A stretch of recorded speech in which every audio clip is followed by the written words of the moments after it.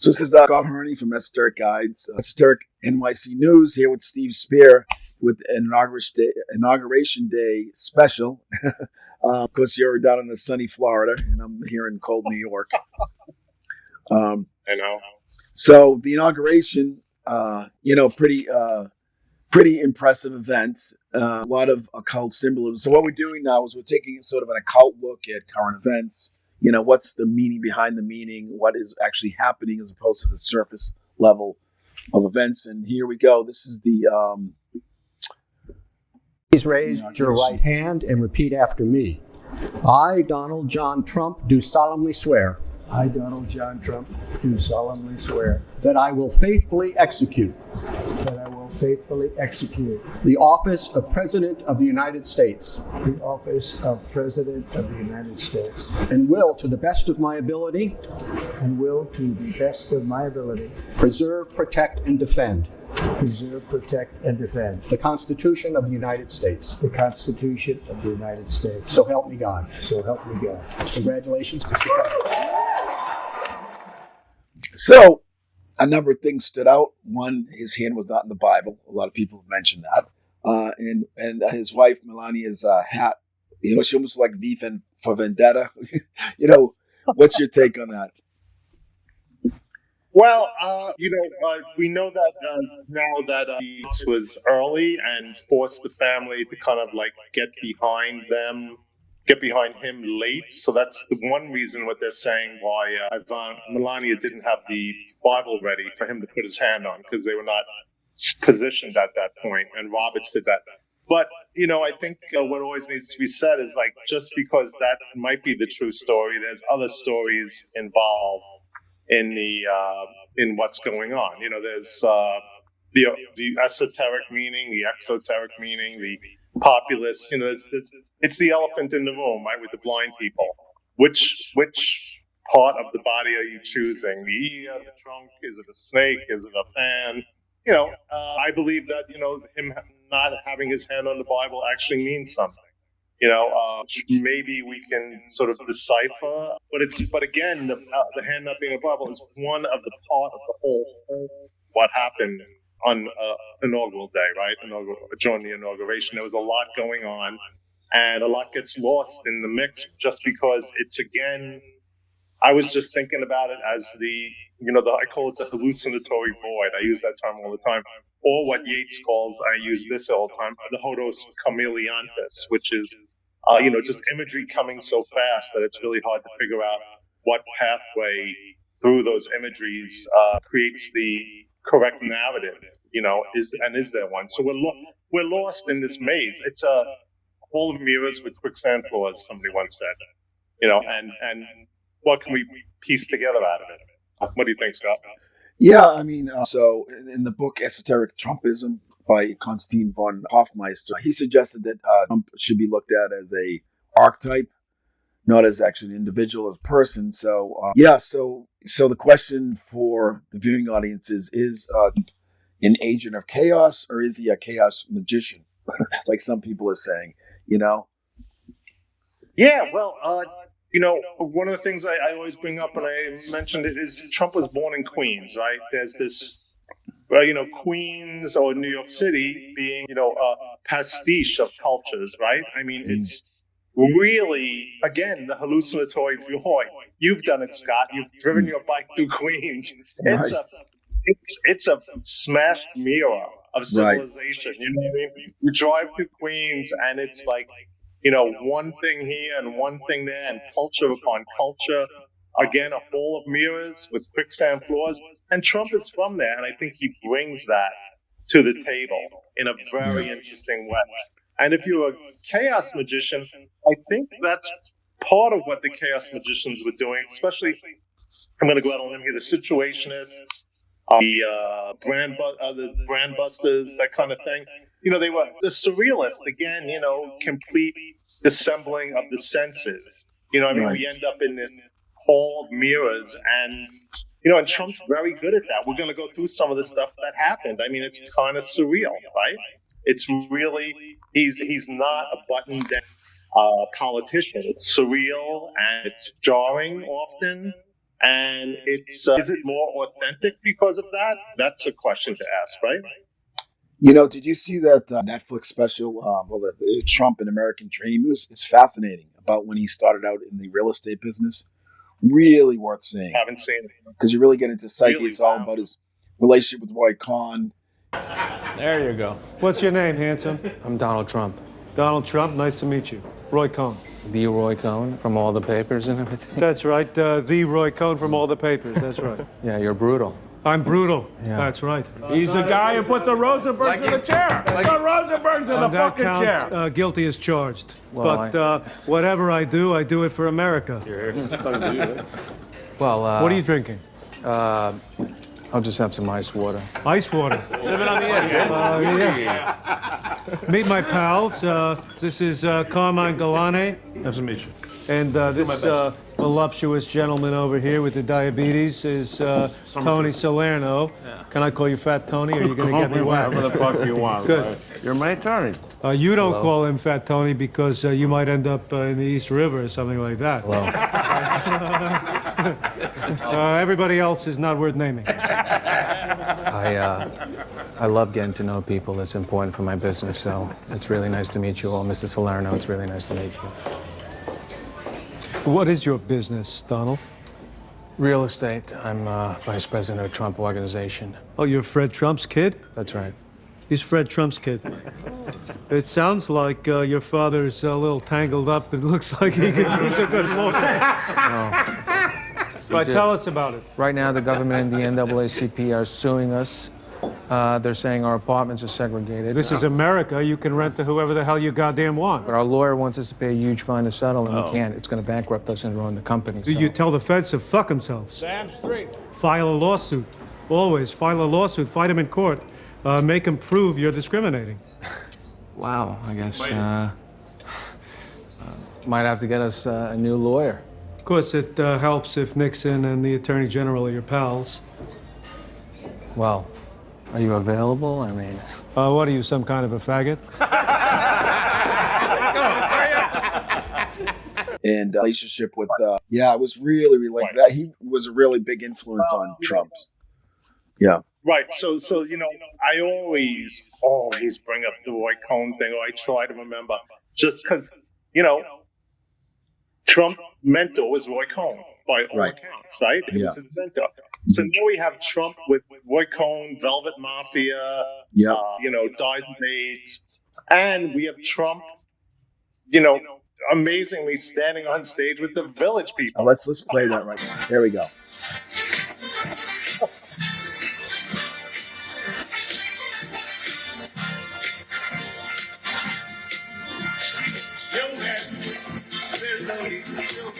Yeah, I mean, if this image doesn't show the hall of mirrors, you know what I mean?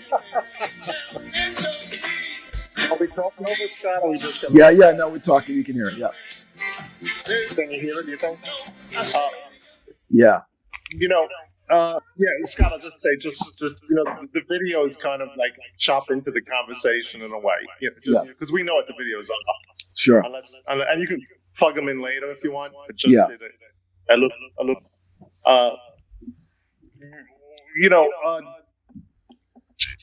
Trump is just putting these disparate things together. You know what I mean? Like I think you mentioned, here he is. He's the champion of the Christian right? To a degree. He's the great hope. But he's more than willing to just stand up on stage with the Village People playing YMCA. You know what I mean? Right. It's kind of amazing. I was thinking about, the Baudrillard all the time, right? And the simulation. And I'm just going to read a quote. It says, today abstraction is no longer that of the man, the double, the mirror, or the concept. Simulation is no longer that of a territory, a referential being or substance. It is the generation by models of a real without origin of reality, a hyperreal. The territory no longer precedes the map, nor does it survive it. It is nevertheless the map that precedes the territory, procession of simulacra that engenders the territory. So that's Baudrillard. But it's just, there's a lot of post-modernity going on, you know what I mean? And that's a concept that I can grapple with, but is Trump a real postmodern president? The one thing I think maybe to start, and I'm going to bring this up, is enantiodromia, right? The Jungian term enantiodromia. It's if the pendulum swings one way, the pendulum inevitably swings back, right? And what was the spectacle that we had? Biden was not a spectacle. Biden was, a placeholder. We don't even know what Biden was. Obama was a spectacle, right?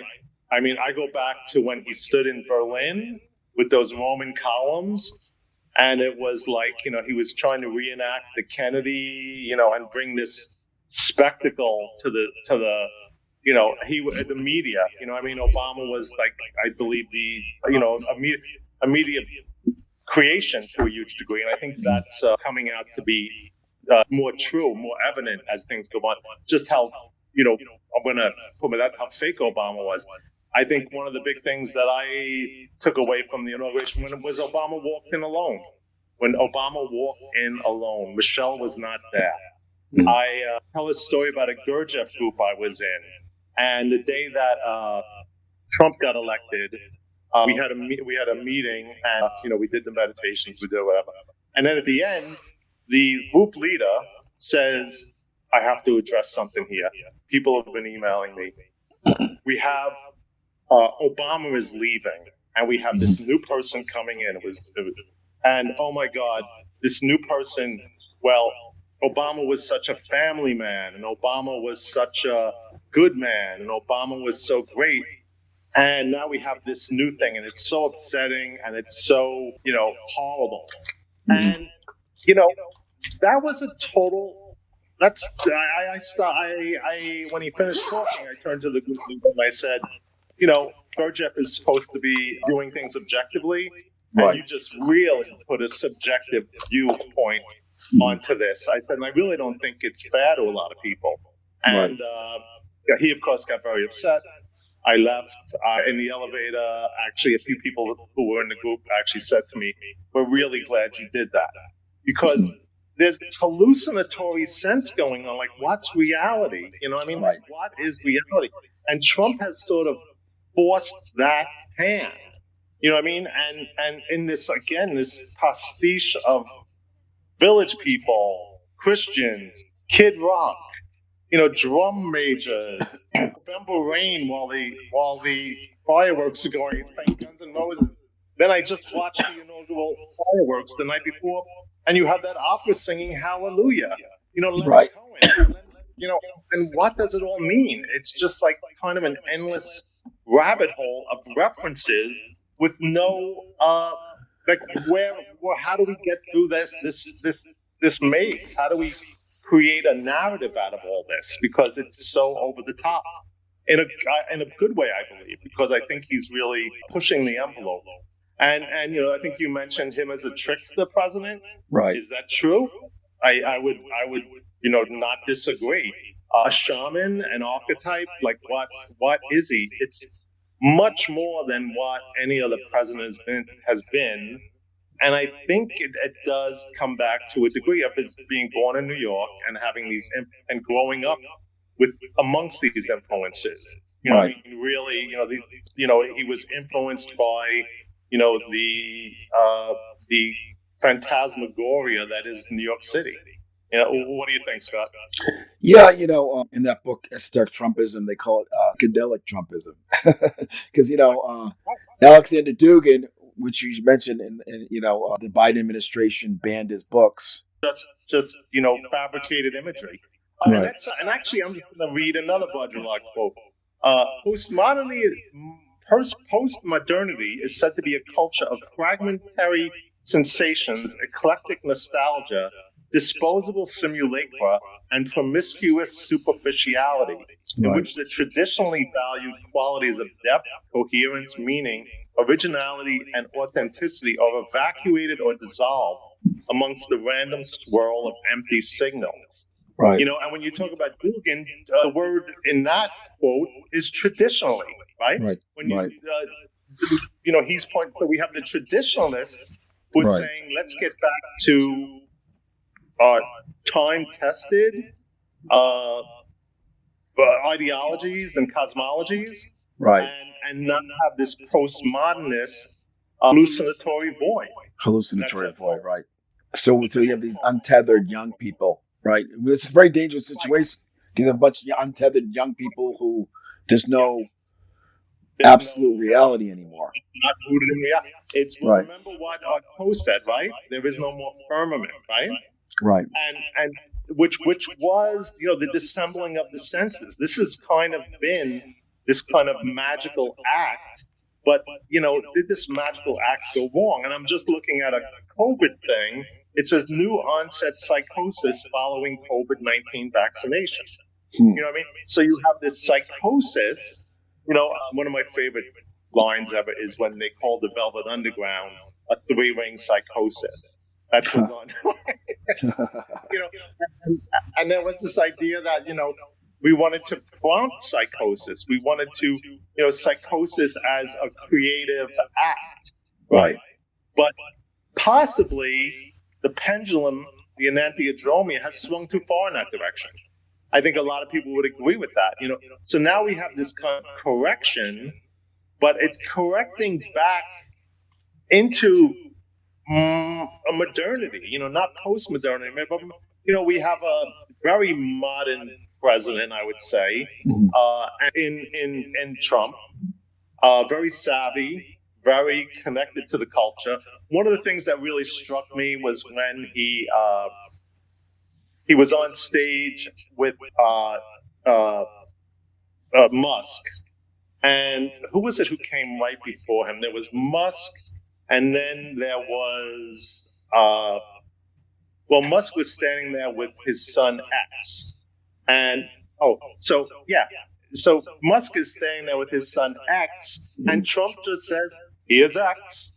You know what I mean? Trump isn't like, "Ooh, here's X." You know what I mean? Like some of these, normies would do.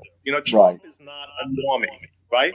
And Trump is like, "Hey, cool, it's X here." The little 3-year-old kid running around, his name is X. Trump isn't like, you don't feel like he's commenting on it. He's recognizing it. And, and then from X, we go to the Village People, which is a 50-year-old phenomenon. When were the Village People? The 70s? Right.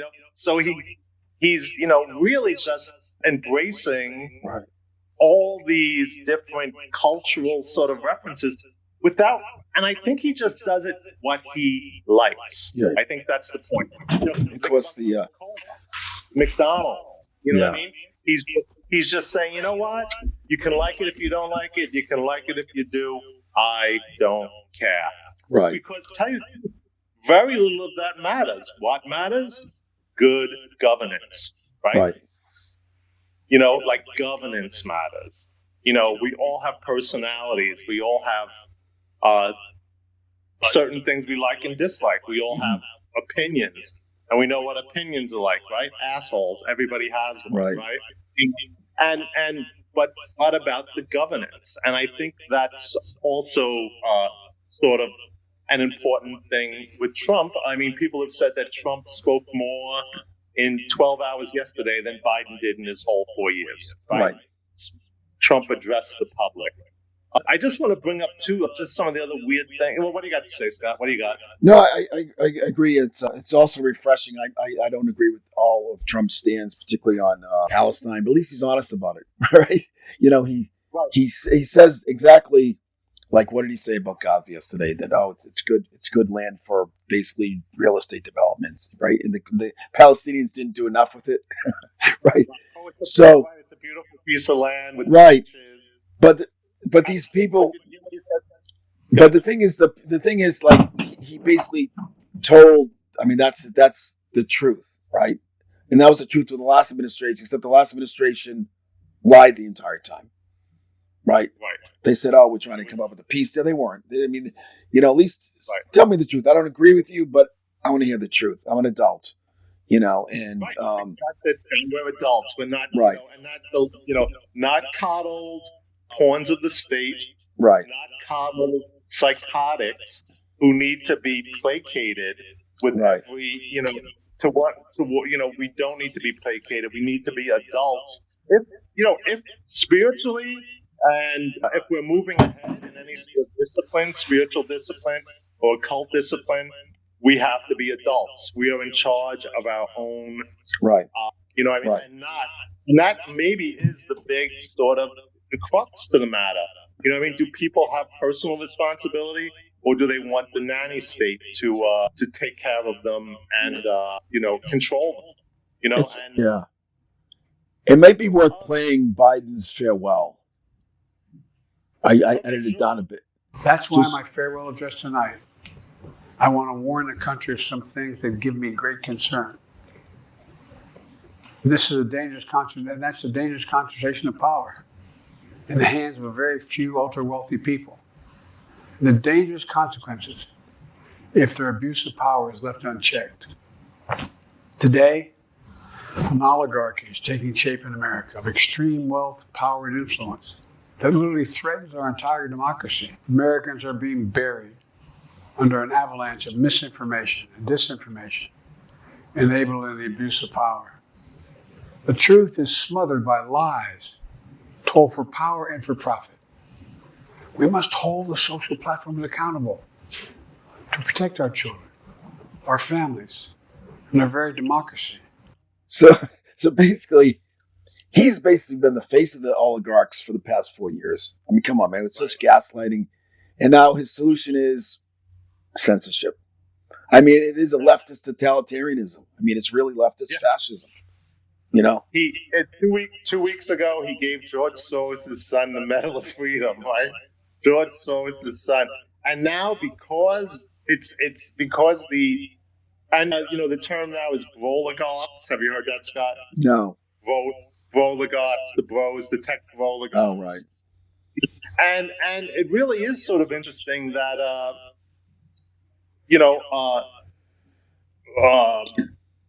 Bezos was there, and Musk, and Tim Cook, and these tech bros, or the oligarchs, as we could call them, were there. I mean, and that's a question. Are they there to sort of game the situation? We're going to show up and we're going to pretend we like Trump. We're going to give him $1 million for each one of them gave $1 million for the inauguration. We're going to show up and we're going to game him? Or is there some, is Trump talking in the background and saying, hey, let's just make this work because it isn't working now.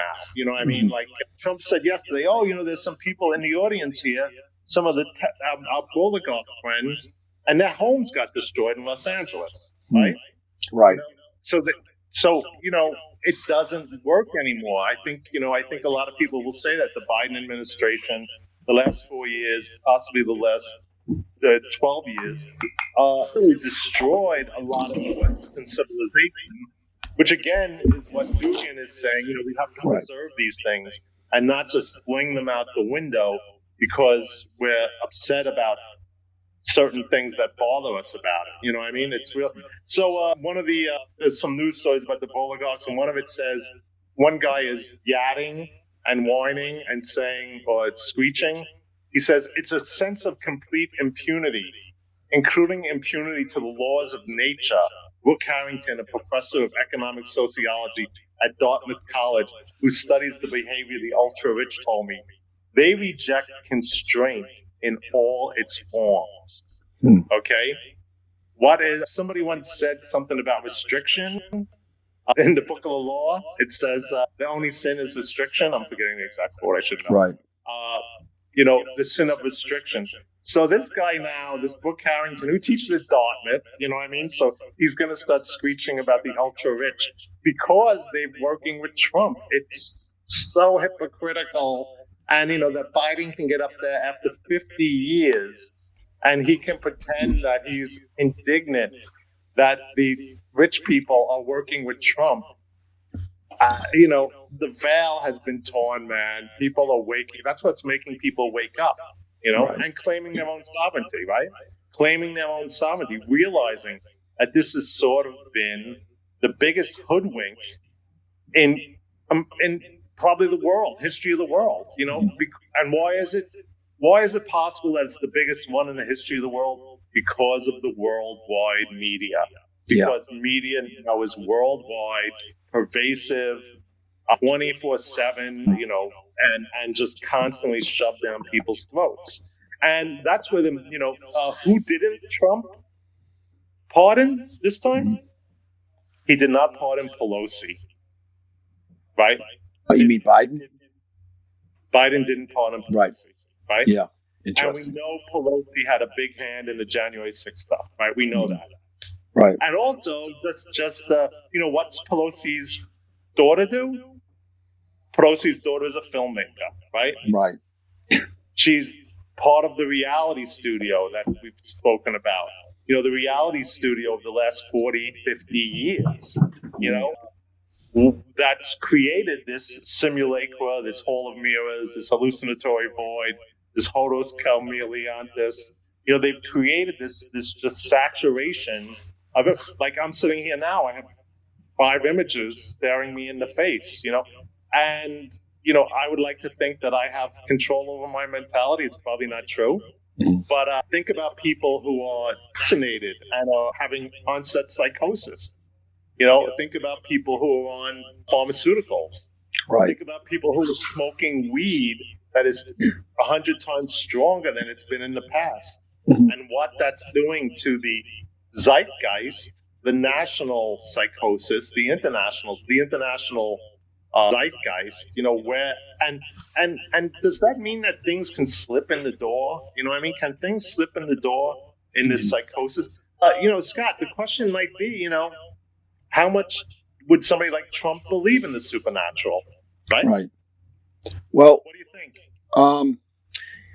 Interesting. I don't know if you saw that interview with Marina, the infamous Marina Abramovich. That Trump is the best thing happened ever to us. That he is the magician of the highest order.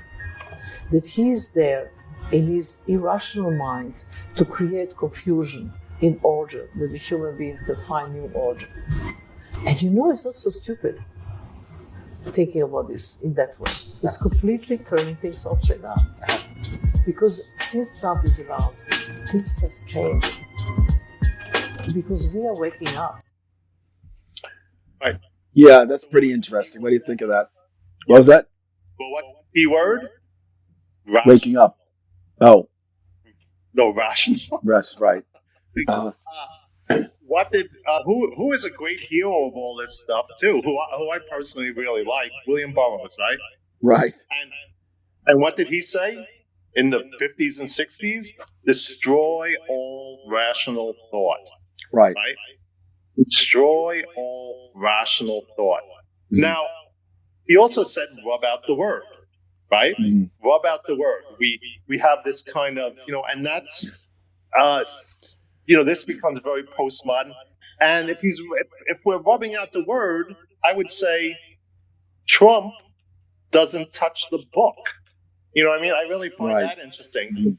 The book is the word, right? Made flesh. The book is the word made flesh. Trump doesn't touch it. Is he? Is there some game afoot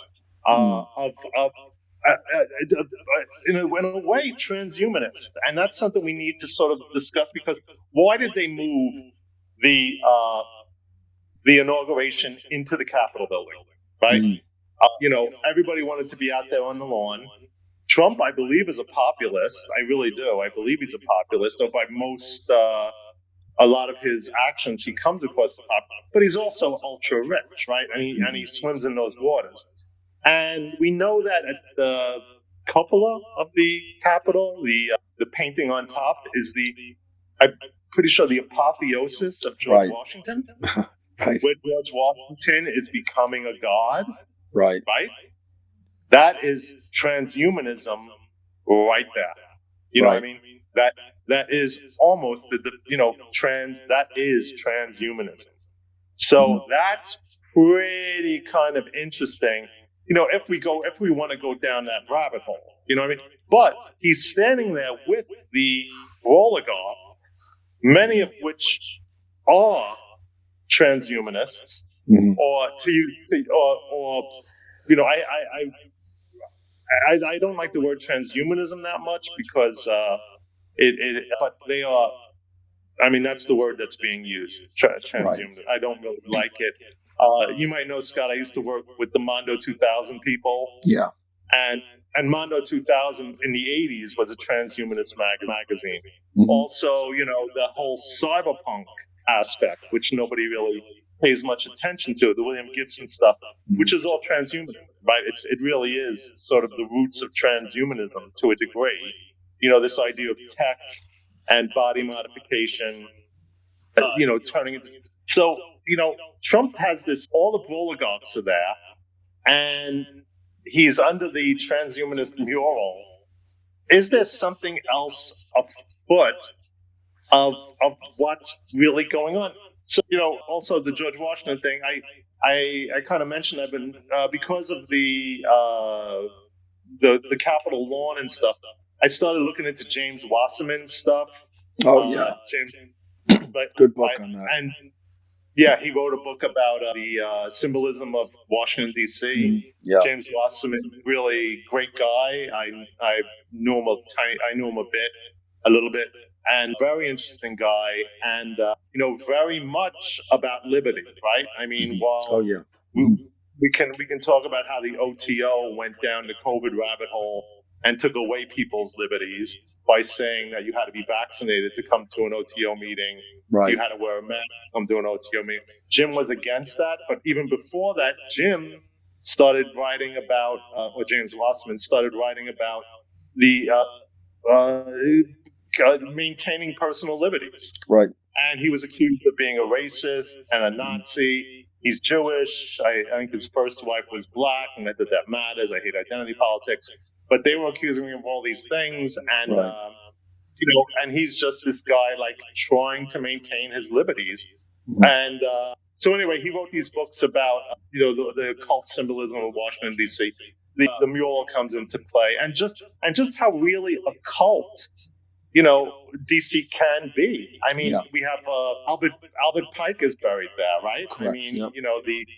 the Mason, the overt masonry everywhere. The White House has the Masonic cornerstone that was planted by George Washington. Mm-hmm. And reading Jim's book really quickly, hasn't been found. It's left underneath there. I think maybe in the story was Truman. They kind of were going to dig it up, and Truman said, "Leave it there." So we have to ask, and I asked you before, Scott, is Trump a Mason? I believe he is. He's a Scottish Rite Mason. Definitely, there's photos of him getting inducted. In fact, I'll post those. Okay. So he is. I don't think. But Biden was not a Mason. Kamala was not a Mason. So Obama may have been a Mason. I'm pretty sure.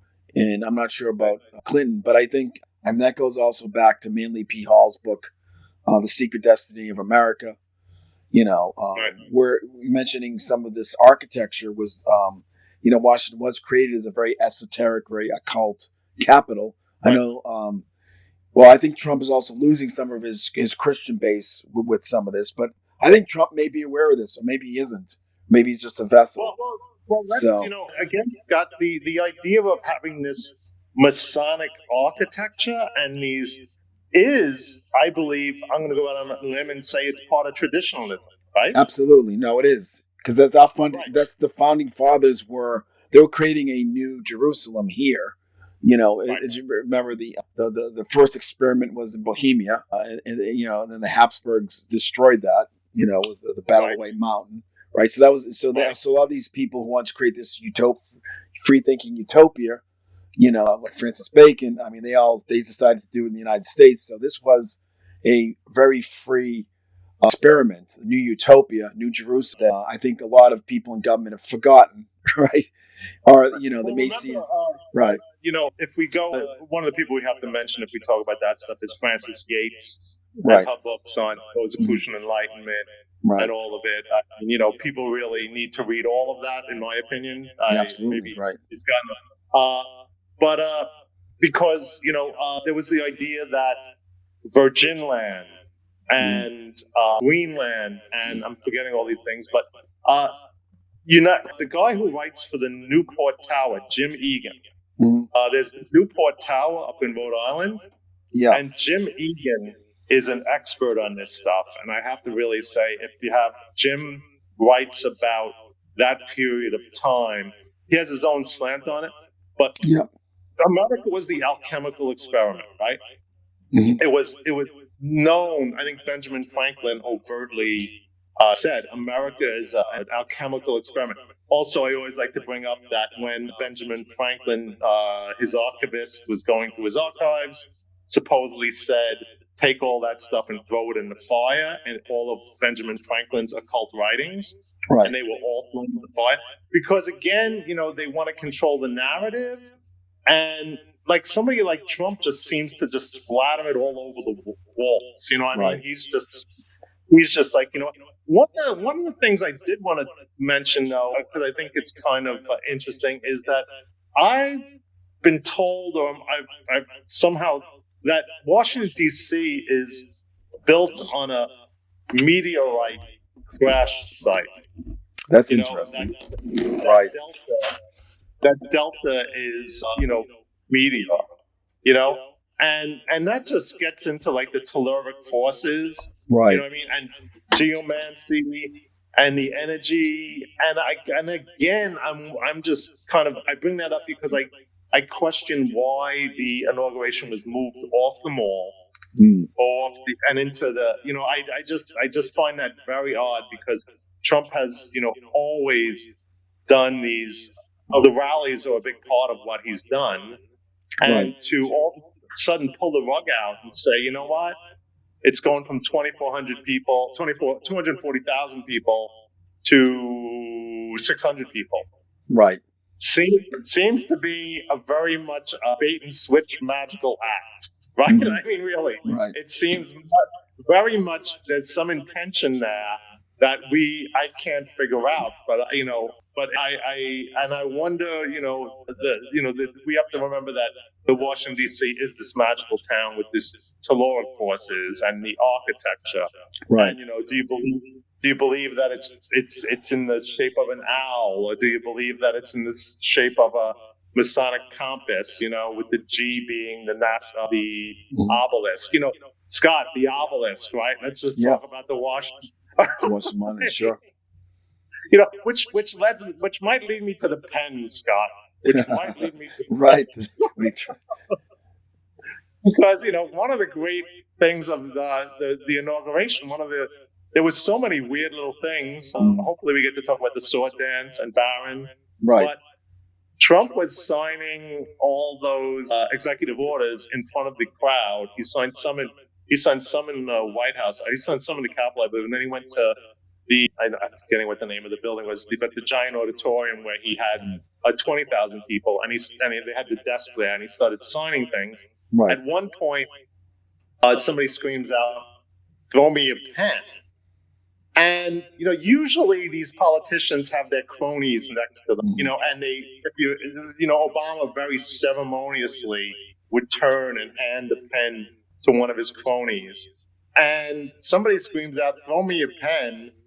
Trump finishes signing them, steps up off to the edge of the stage, and starts flinging the pens out into the audience. Right. Right?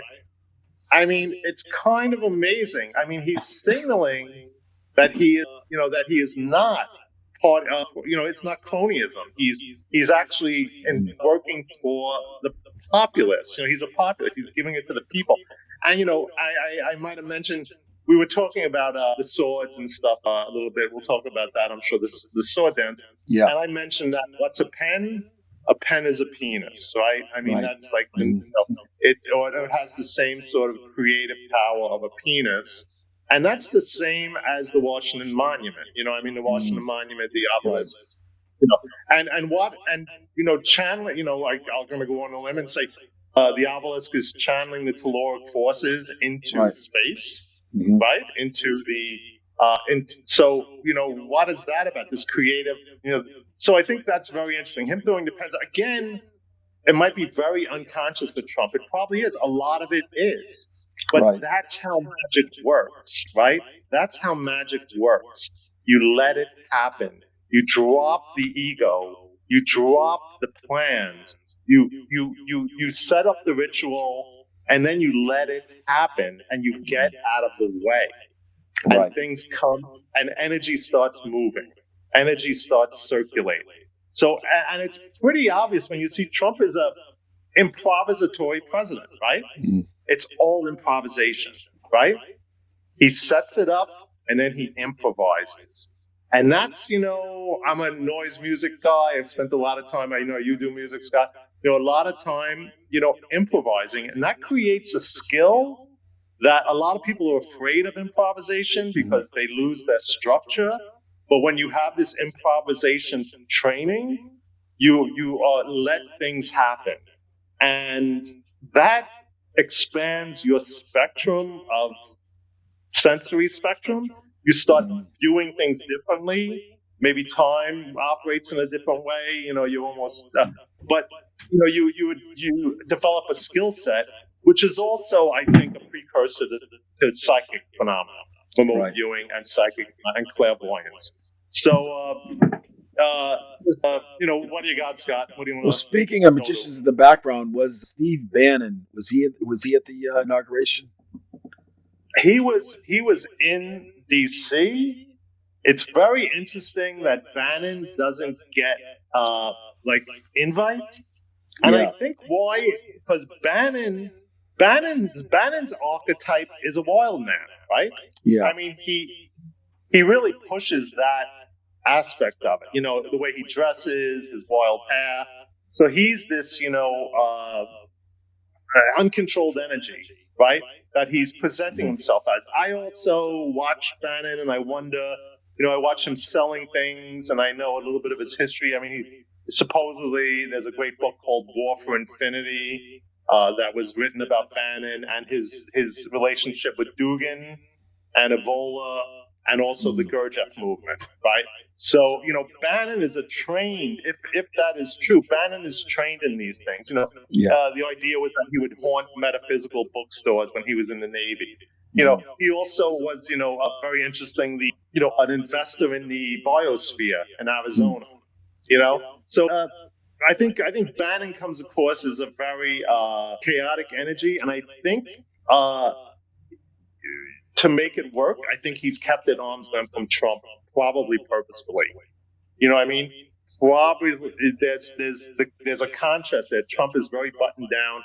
I mean, you rarely see Trump outside of a suit, right? Trump is this kind of archetype of a businessman, but he's playing that energy. Bannon comes across differently, and I really think that the clash between the two energetically is not problematic, but is unproductive in some senses for what needs to be done. It's almost two polarities, and I think they keep away from each other more than they engage. I think the engaging might create a new imagery that would become confusing, in my opinion. But it's a very interesting relationship they have. One of the things that I just want to talk to is about, this transhumanism and the idea of what's happened in the last bunch of years. The idea, the satanic thing, right, Scott? We hear it's satanic. This is satanic.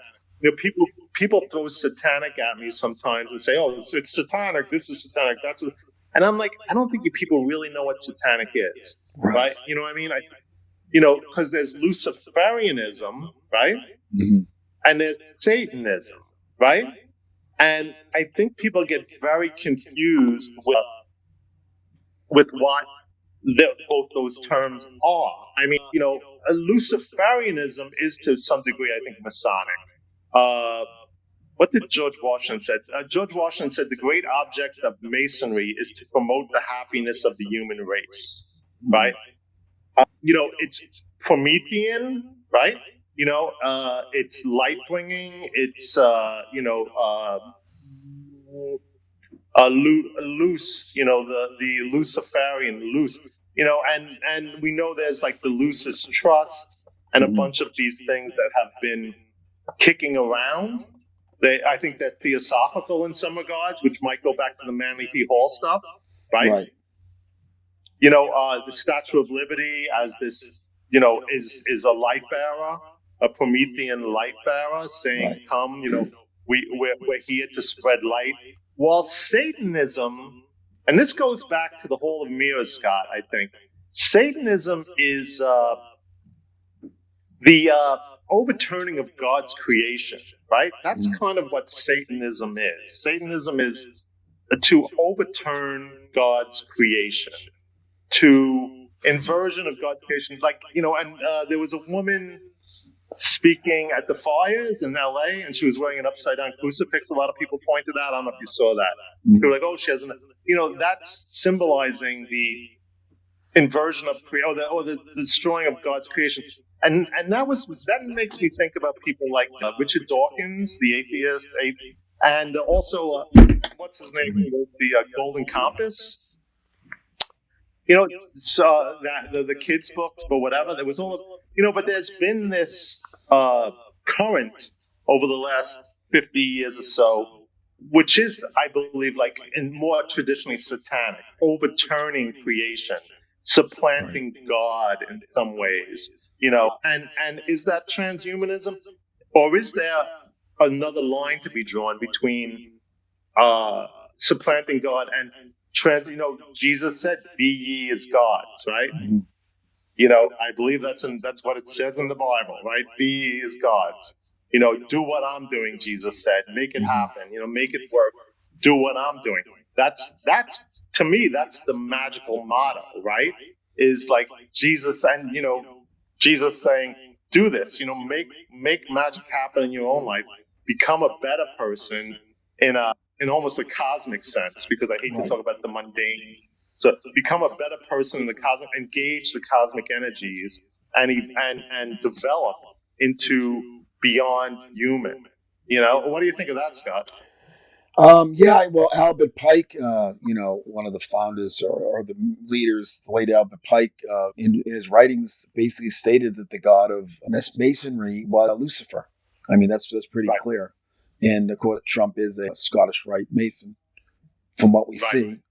So I don't know. Like, again, is it something conscious, or is he just a vessel for these energies? Another thing, speaking of Manly P. Hall, the big symbolism, of course, is on the back of the dollar bill is the unfinished pyramid. And also the New Order of the Ages, the Novo Ordo Secularum, and that was thrown around a lot during the inauguration. This is a golden age. This is a new age. Right. So the question is, when America actually reaches its destiny, according to Manly P. Hall, the capstone of the pyramid would be placed on the pyramid, because right now it's not on the pyramid.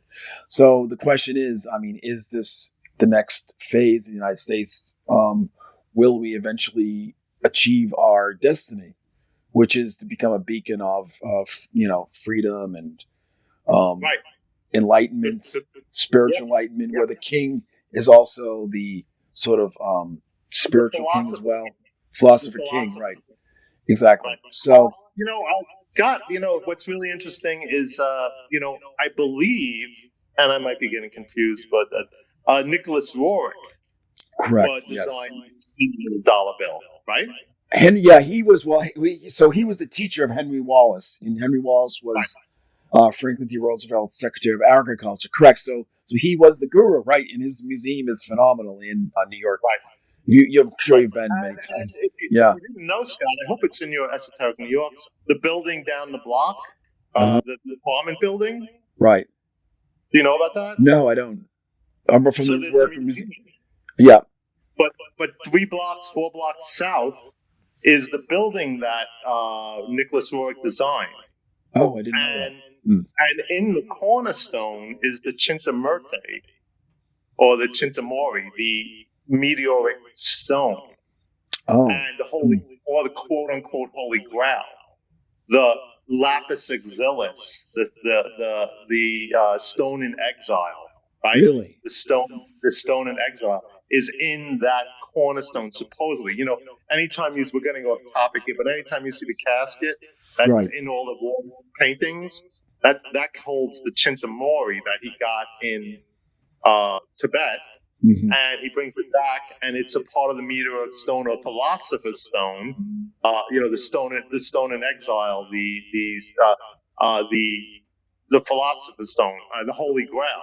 So, but Nicholas Rourke designs the dollar bill. So again, this folds into the sort of Lucis trust, Right. the Masonry thing, the theosophical thing, and I really did come to this conclusion recently that I believe the Satanists are people like George Soros and stuff who really want to overturn God's creation.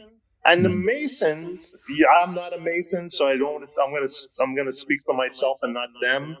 But God is the great architect and geometer, and he is building a perfect temple for us all to sort of live in. So that doesn't sound so satanic to me. Right. But the other people want to tear down that temple and overturn God's place and destroy it, and and do this creative destruction. Right. To what end? To what end? Right. One of the things I just found out too, Scott, maybe you don't know, is that in the original temple, Mhm. in the Holy of Holies, it was always filled with smoke, right? It was totally smoke. Mhm. And, what was in there was debatable, right? But one of the things they said was in there was a golden ass, which I won't go into at the moment. but just the holy, like what's in the Holy of Holies? Right. Again, something interesting is that Trump said today, I think he said, or late last night, they asked him about the war in Israel and Gaza, and he said that's their war. That's right. He said that's their war, right? Right. What does he mean by that? Right? What does he mean by that? Which I agree with. I'm 100%. U.S. I'm is an pulling American. out. It's U.S. It's not there. It's not U.S.'s business at this point. So it's probably a positive statement that U.S. is going to sort of withdraw from some of these foreign entanglements, as our founding fathers had, advocated. I mean, the founding fathers never wanted us to get involved in overseas entanglements like Ukraine. And these I mean, things. are we the policemen of the world, and do we send people to get killed there, and to what end? Because we actually see that a lot of these wars have really shaken out to be nothing. They turn into just death and destruction, with no real solutions to anything, and that goes to, if you're familiar, and this is maybe a little bit masonry, even though I never have associated with masonry, but the checkerboard, there's the great game, and there's the great work, right? Right. The great game is geopolitical power, war, and the great work is making people, building souls, right? Building souls, So which are we involved in? And I'm going to say that I think Trump is leaning towards the great work. I mean, I really do. I think by his integration of so many different references and sources and bringing it all in holistically, in a lot of ways for him, he's bringing it in holistically. You don't find falsity in what Trump's doing. I think you mentioned that before. It feels authentic. When he's waving around the sword, when he picks the sword up out of the cake and starts dancing to YMCA, he's in the moment, right? He's in the moment, acting in the moment as a creative act. You know what I mean? And I could go into Duchamp and the creative act, which I think everybody should read, because it's and by entering into that creative act, you're entering into an atemporal space, a timeless eternity of creation. You're tapping that timeless Hylae is a term for it, and you're channeling it into this reality. McKenna would talk about it as novelty, bringing novelty into a situation, into a dead ecosystem or an ecosystem that's turning entropic. So Trump is a novelty, and I think maybe I'm gonna stick by that one. He is probably the most novel president that we've ever really encountered. You know, because novelty springs from him. It's not staid. It's improvisatory. It's out there. Kid Rock, Kid Rock. Just name like name Hulk Hogan. Even Snoop if you Dogg. saw the preacher, the what? Snoop Dogg just sang it as what did he say? Yeah, Snoop Dogg. And did you see the one preacher, the one guy, the evangelical guy who was going, no, he was working it. He was working it so hard, and and I was like, but what he was doing, and I thought he was a little overboard. But what he was doing, and in his tradition, and in the evangelical thing, he was trying to bring in the Holy Spirit, right?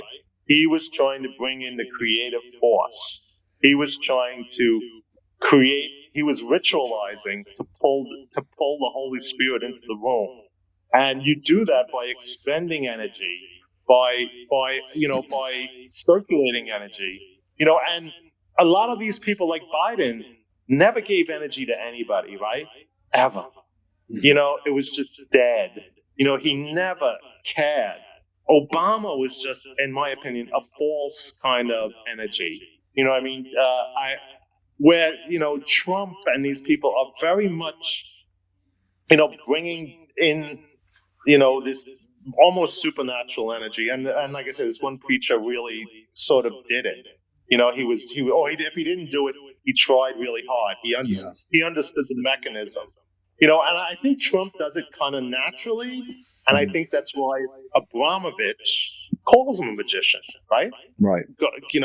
And he's wielding the pen, right? And he's wielding the sword, Scott. You know what I mean? Right. I mean, there's some stuff going on there. Yeah, sword is definitely a magical instrument. I want to go back to one thing you mentioned. You mentioned the Holy of Holies. Of course, in Mar-a-Lago, Trump has a replica of the Ark of the Covenant.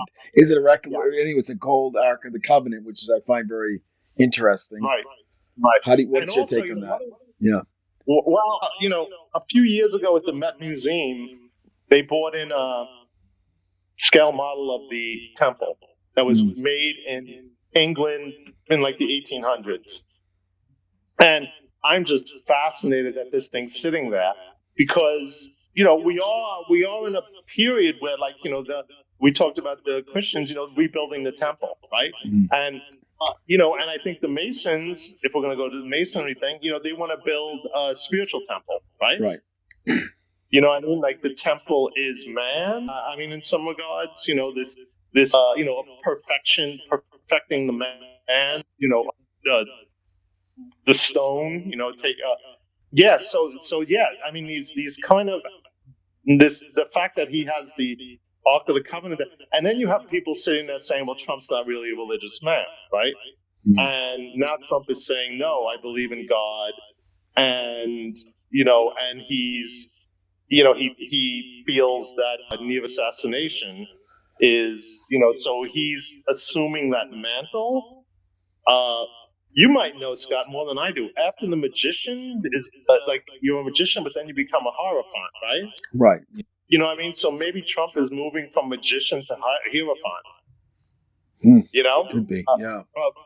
Just and on that level is, I thought when I was talking about the transhumanism stuff, Trump's 78 years old, right? He knows his time is short. Does transhumanism sound good to him? This idea of life extension, things like that. You know what I mean? Would it sound good to him? Would he bite that apple? You know what I mean? Would he bite that apple to have some sort of extension through these tech pros, through these oligarchs? I mean, is the temptation that I find these people, Elon Musk, the oligarchs, the tempted, right? They are the tempted. Yeah. What's your take on this Stargate AI system? So he just announced this today. And it's with, who is it with? Musk, and that the Chinese investor. Yeah. I think it's a Chinese. And they just gave the press conference. They had what's his name there? Crap. It's a new company. It's $500 billion. My God. Right. And it's the first in history. So it's an AI infrastructure for the United States, which, I mean, a lot of the Christians now are saying it's the mark of the beast. But yeah. And remember, Scott, AI uses tons of energy to generate. Billion. Wow. Right. So you have all these big tech companies. Right. AI uses tons of energy, right, to do its calculations, right? Right. So, what's that mean, Scott? You know what it means? Nuclear energy. Oh, could be, yeah. Right. Well, 3 Mile Island is going to get picked up by IBM, right? It's going to be restarted by IBM just to power their AI. Wow. I did not know that. You heard that story, right? Uh-huh. Yeah, look, 3 Mile Island is going to get restarted by Microsoft, I believe, to power their AI. So we're going to have, let's pay a little tribute to David Lynch at the moment. Right, yeah, a great director. Yep. And his birthday was Inauguration Day. Oh, I did not know that. Wow. Okay. Yeah. And what was one of Lynch's things in the recent his cosmology in the latest Twin Peaks was the Trinity, the nuclear power, was what opened up gateways for Bob or whatever these these portals, whatever. Yeah. But and what is nuclear power? Well, it's a lot of people. It's the fire stolen from heaven, right? Kind of thing, Promethean, and so we'll have this. We have this again, this Promethean impulse of AI. What is AI really? I don't know. I don't think it's it's going to flop a lot of stuff. Does it lead to a deepening of the hallucinatory void? AI, the one guy said today that the AI, what they're doing will find cancer in the blood. You're using the AI as a kind of pattern recognition. It's analyzing patterns. A lot of AI is just pattern recognition. It's really not intelligence. It's just pattern recognition. So you can have the AI, scan people's blood and start picking up these precancerous things. That's what the one guy said today, the third guy who was there, and he's a big tech guy, and I can't believe I don't remember his name. But so what does it? John Dee, when he started his dream, the term he used, I believe it's on the cover of the Hieroglyphic Monad, possibly, I might get this wrong, is a term that I love to use called the world encompassed. Mm-hmm.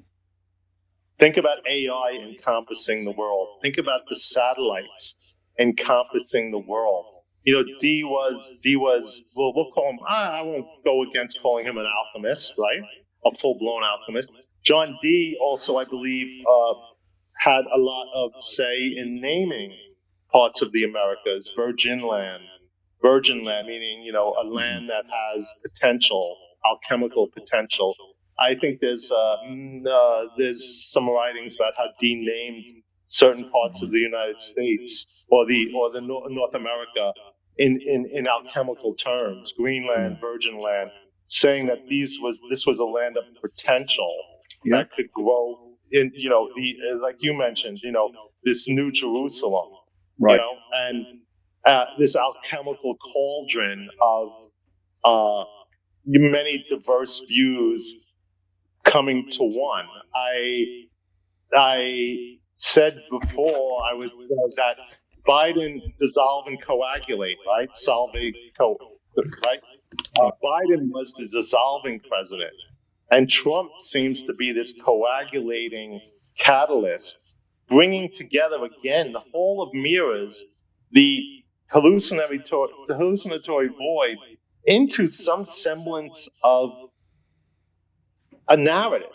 You know what I mean? It's just sort of, it doesn't feel that unnatural. Maybe it does to people who are really anti-Trump, but he is incorporating, integrating, maybe in a Jungian sense, integrating all this stuff. And, it's going to be a very interesting 4 years, right? Yeah. Yeah, hold on tight. I don't think we're going to recognize, like I said before, the U.S. in 4 years. I mean, it's going to be dramatically different. Our boundaries may be different. The boundaries of the country may have other countries, or maybe we'll lose a state or two. Who knows? Well, that, and also there's I know there's nobody really knows where the word America comes from, right? Right. There's that, and isn't it Americus Vespucci? Isn't that the? That's been disproven, I believe. Disproven, okay. Mm-hmm. Yeah. Yeah, and maybe but and then he wants to get Greenland, right? Right. I mean, which is kind of. And, the Gulf of Mexico will be the Gulf of America, pretty shortly. He could be trolling people. We don't know. But he's got a point. Ron DeSantis just signed a bill. Oh, he did? Really? I didn't know that. Interesting. Yeah, from what I know, to do the Gulf of America. So, yeah, I mean, the question is, was this some sort of... just to talk about the sword dance really quick, too. Yeah. A sword dance is, in a lot of cultures, an occult ritual. Right. Swinging the sword around. Is it? We could talk about the tarot symbol, the sword, intellect, right? Mm. What do you think the sword is in tarot, Scott? What's your take? I mean, it's a fire. It's a symbol of fire activity. Right. Action, right? Action.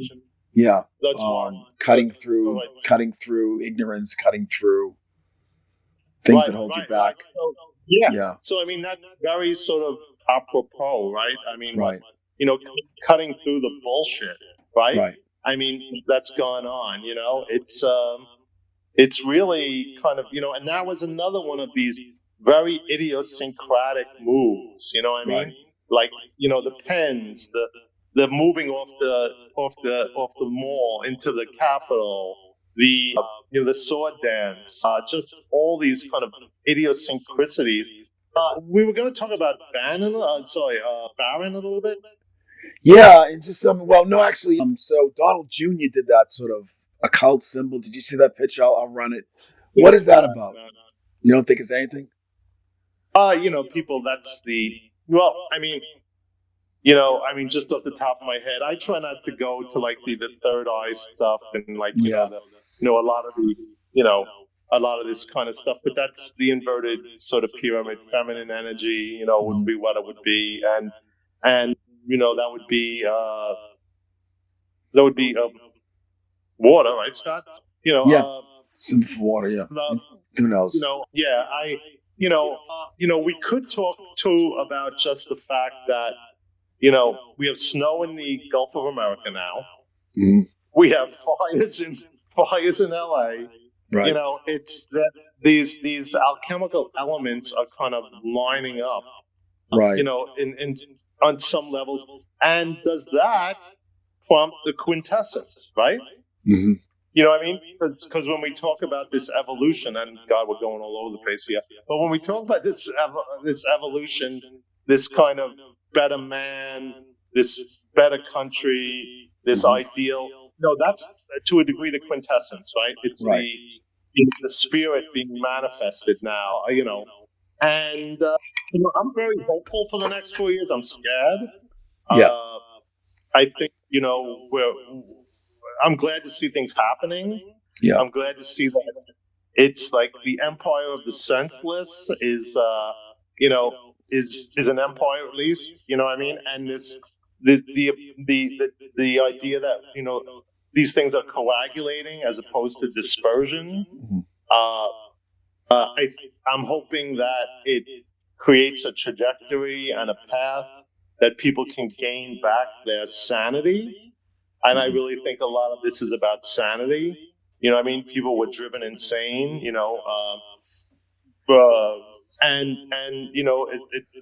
the people had hit their limits. They really had hit their limits. And I also believe, though, that, I have a theory from way back. So if consciousness is a bandwidth, right? Like, let's say there's a bandwidth like that, right?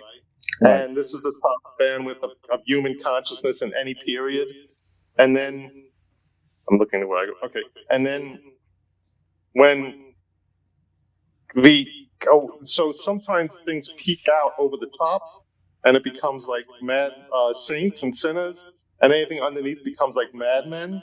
But we're in this boundary of human consciousness that's allowed for any epoch or eon or whatever you want to call it. What happens when that whole area of that bandwidth gets filled up and saturated, right? Mm-hmm. So now the whole bandwidth is saturated. You know, what happens? In my cosmology, it zooms out and it becomes a thin line again. Mm-hmm. And we get presented with a new bandwidth that needs to be filled. Mm-hmm. And in some levels, hyperdimensionally, because I would go from line to block, let's say, to tube, and then to a hyperdimensional space. That's just a little topology there. But I believe that we're in this kind of cathartic period of change where consciousness, and that would be the AI, Scott. The AI would be part of that. It's an expansion of the bandwidth of consciousness, and I'd like to say human consciousness, or maybe it's just consciousness in general. And that leads to, again, the super spectrum and the idea that perception gets changed. I'm going to go off in John Crowley's books, Egypt, if you ever read those, the Egypt, the trilogy, it's like 4 books, it's long. Mm-hmm.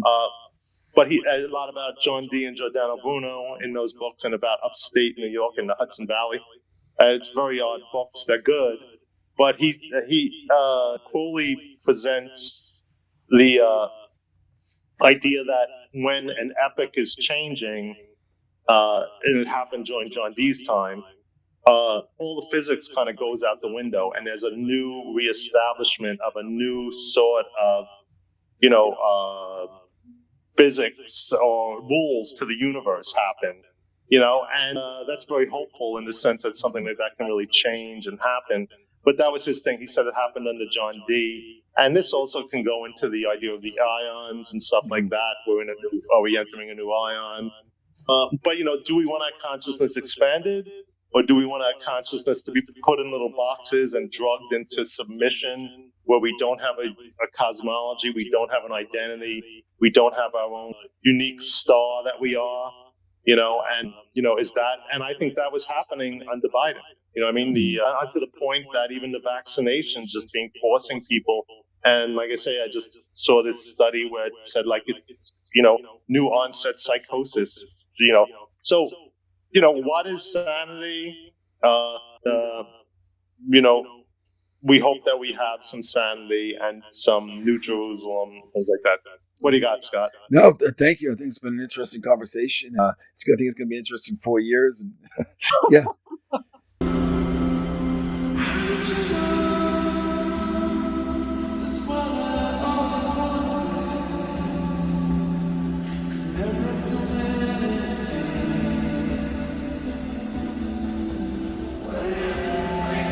Yeah.